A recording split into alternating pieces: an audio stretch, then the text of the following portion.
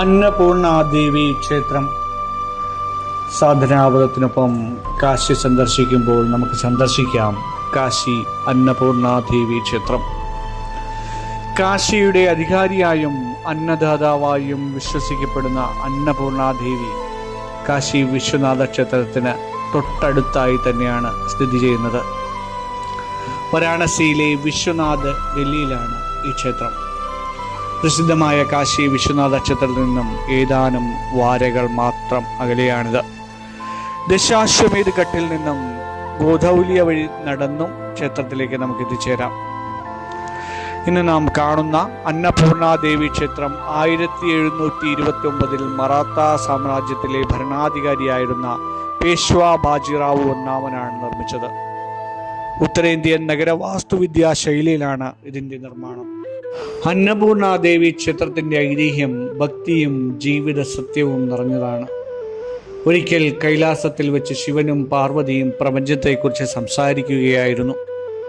ഭൗതികമായ എല്ലാ വസ്തുക്കളും, അതായത് ഭക്ഷണമടക്കം, വെറും മായയാണെന്ന്, ആത്മീയമായ സത്യം മാത്രമേയുള്ളൂ ശാശ്വതമെന്നും ശിവൻ വാദിച്ചു. പ്രപഞ്ചമാതാവായ പാർവതിക്ക് ഇത് അംഗീകരിക്കാനായില്ല. ഭക്ഷണം കേവലം മായയല്ലെന്നും ശരീരം നിലനിൽക്കാൻ മാത്രമേ ആത്മീയ ചിന്തകൾ പോലും സാധ്യമാകൂ എന്നും ദേവി കരുതി. ഇത് തെളിയിക്കാനായി ദേവി പ്രപഞ്ചത്തിൽ നിന്നും പെട്ടെന്ന് അപ്രത്യക്ഷമായി. ദേവി മറഞ്ഞതോടെ ഭൂമിയിൽ വറുതിയും പട്ടിണിയും പടർന്നു. സകല ജീവജാലങ്ങളും ഭക്ഷണത്തിനായി വലഞ്ഞു.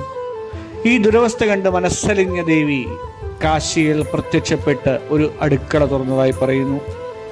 അവിടെ എത്തുന്നവർക്കെല്ലാം അമ്മ സ്നേഹത്തോടെ ഭക്ഷണം വിളമ്പി.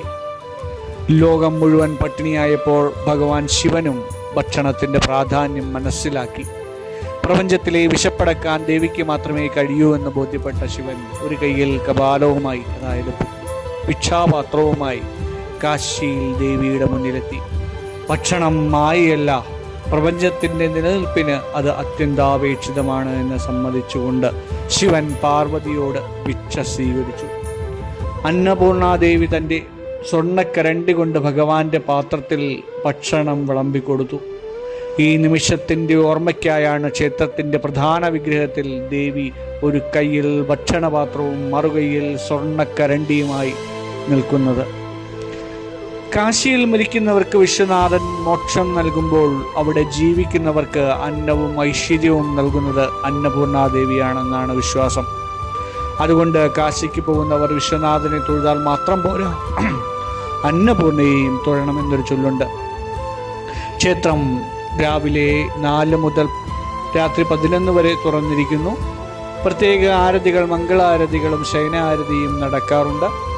ഉച്ചയ്ക്ക് ഏകദേശം 12 മുതൽ 2 വരെ ദർശനത്തിന് ഇടവേളകൾ ഇടയ്ക്കിടയ്ക്ക് ഉണ്ടാവാറുണ്ട്.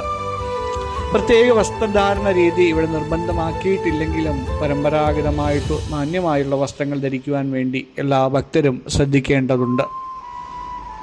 ക്ഷേത്രത്തിൽ 2 വിഗ്രഹങ്ങളുണ്ട്. ദിനവും ആരാധിക്കുന്ന പിച്ചള വിഗ്രഹവും സ്വർണ്ണത്തിൽ തീർത്ത സ്വർണ്ണ അന്നപൂർണ വിഗ്രഹവും. സ്വർണ്ണ വിഗ്രഹം വർഷത്തിൽ ഒരിക്കൽ മാത്രം, അതായത് ദീപാവലിക്ക് ശേഷമുള്ള അന്നക്കൂട് ഉത്സവകാലത്ത് മാത്രമേ ഭക്തർക്ക് സന്ദർശിക്കുവാൻ സാധിക്കൂ. ഈ ക്ഷേത്രത്തിൽ വരുന്ന ഒരു ഭക്തനും വിശന്നു മടങ്ങില്ല എന്നാണ് വിശ്വാസം. അതായത് ക്ഷേത്രത്തിൽ സൗജന്യമായി ഇപ്പോഴും അന്നദാനം നടക്കാറുണ്ട്. നന്ദി.